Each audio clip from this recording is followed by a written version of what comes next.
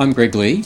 I'm Director of NextSense Institute, which is the research and professional education arm of NextSense. NextSense is an organisation that is focused on delivering services to children and adults who are deaf or hard of hearing or blind, or who are blind or have low vision. We're located here on the campus of Macquarie University in Sydney, Australia. My first qualifications were in the education of children who are deaf or hard of hearing. I became qualified to work as a teacher in that field, and early in my career was appointed to be in charge of a small facility in Mount Isa in far northwest Queensland, where I worked in early intervention. We had teachers in that centre working in school education and also in school support, supporting kids who were deaf or hard of hearing in schools as far afield as the Gulf of Carpentaria out to the Northern Territory border. It was an enormous area. Importantly, however, that time I realised just how much I didn't know about the field and how much the field didn't understand about what was necessary to intervene in the lives of kids who are deaf or hard of hearing. And fortunately for me, I connected with the Rotary Club in Mount Isa and received a Rotary Foundation scholarship that took me to the United States for a postgraduate degree, a Master of Science in Speech and Hearing Science at Washington University. That really was a career turning point for me. I returned to Australia and took up a junior academic role at Deakin University before coming here to Sydney to commence what we now know as NextSense Institute.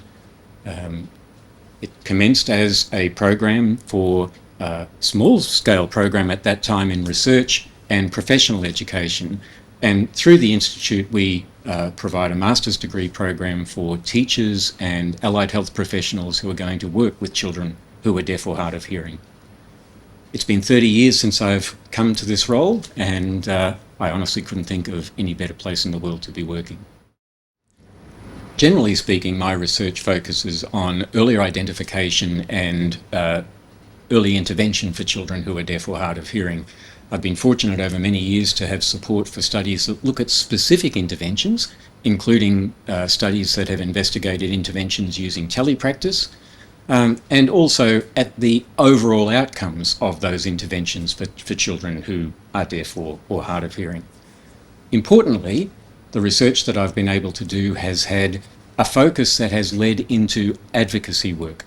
So we've been able to match the research that we've undertaken with advocacy for new and different interventions in Australia. Most notably, for the last 19 years, I've had the privilege of chairing the Australasian Newborn Hearing Screening Committee, where we've been able to take the outcomes of research and demonstrate the value of earlier intervention, earlier identification and intervention for children who are deaf or hard of hearing. That's been a real feature and a real career highlight for me. At its heart, NextSense is a collaborative organisation, and so too the majority of our research is collaborative in nature. As a consequence, through collaborations, we've been able to access support from a range of funding bodies. For the longitudinal outcomes for children with hearing impairment study, for example, we've received support from the National Institutes of Health in the United States, from the Cooperative Research Centre on Hearing, from the Australian Government through the National Acoustics Laboratory.